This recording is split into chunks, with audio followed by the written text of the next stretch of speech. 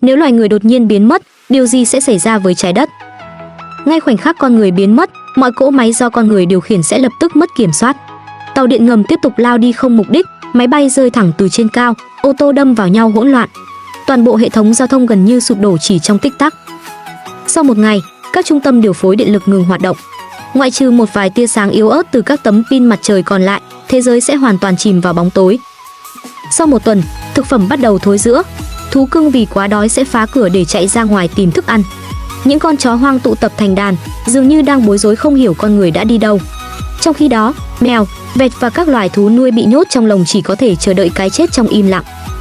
Sau một tháng, các đường ống dẫn nước ngầm bắt đầu rò rỉ và vỡ nát, khiến nước tràn ra khắp mặt đất.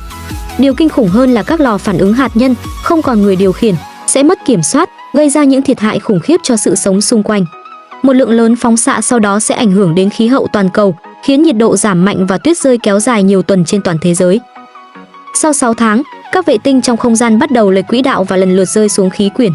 Động vật trên trái đất sẽ được chứng kiến cảnh tượng huy hoàng như sao băng xẹt qua bầu trời, một khoảnh khắc rực rỡ nhưng cũng báo hiệu một kỷ nguyên mới đang mở ra. Sau một năm, cây cối bắt đầu phát triển xuyên qua các lớp bê tông chống thấm nước. Thành phố dần bị thiên nhiên nuốt chửng, biến thành vùng hoang dã. Những công trình do con người xây dựng suốt hàng nghìn năm bắt đầu bị thời gian và thiên nhiên bào mòn. Các loài thú săn mồi dần quay trở lại và giành lại vị trí vốn có của chúng. Sau 5 năm, mạng lưới đường bộ toàn cầu bị bao phủ bởi cỏ dại và cây leo. Tự nhiên thể hiện sức mạnh phục hồi kỳ diệu và bắt đầu tái chiếm trái đất như thể chưa từng có con người tồn tại. Sau 20 năm, thành phố gần như bị thực vật bao phủ hoàn toàn. Những tòa nhà chọc trời từng khiến loài người tự hào giờ đã trở thành nơi trú ngụ của muôn loài động vật hoang dã. Sau 50 năm, những chiếc xe bị rỉ sét nghiêm trọng. Nhiều tòa nhà lớn không còn chịu được trọng lượng của chính mình, bắt đầu sụp đổ. Các thành phố gần sa mạc dần bị gió cát nhấn chìm. Sau 100 năm, khí hậu toàn cầu có những biến đổi sâu sắc. Các thành phố ven biển thấp trũng bắt đầu bị nhấn chìm dưới nước biển. Nhưng đồng thời, đại dương cũng dần hồi sinh với hàng loạt loài sinh vật biển sinh sôi nảy nở chưa từng thấy.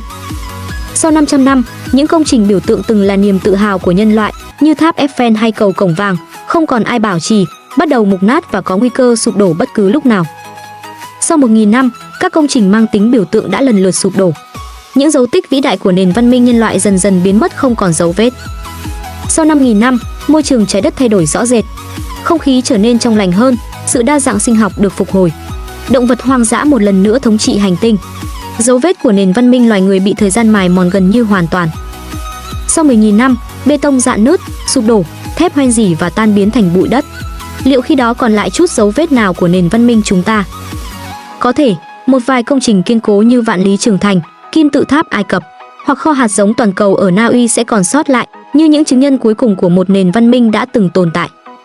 Điều buồn cười là nền văn minh hiện đại mà chúng ta từng tự hào, cùng những dữ liệu quý báu lưu trữ trên giấy hay đám mây kỹ thuật số, sẽ tan biến chỉ trong vài trăm năm.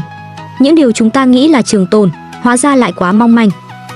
10.000 năm là khoảng thời gian không thể tưởng tượng đối với loài người. Nhưng với trái đất, một hành tinh đã tồn tại 4,6 tỷ năm, thì đó chưa tới một cái chớp mắt. Nếu tính theo thang thời gian 24 giờ, thì 10.000 năm chỉ chưa đầy 0,2 giây. Tổ tiên chúng ta đã phải hy sinh biết bao mới có thể vươn lên đứng đầu chuỗi thức ăn.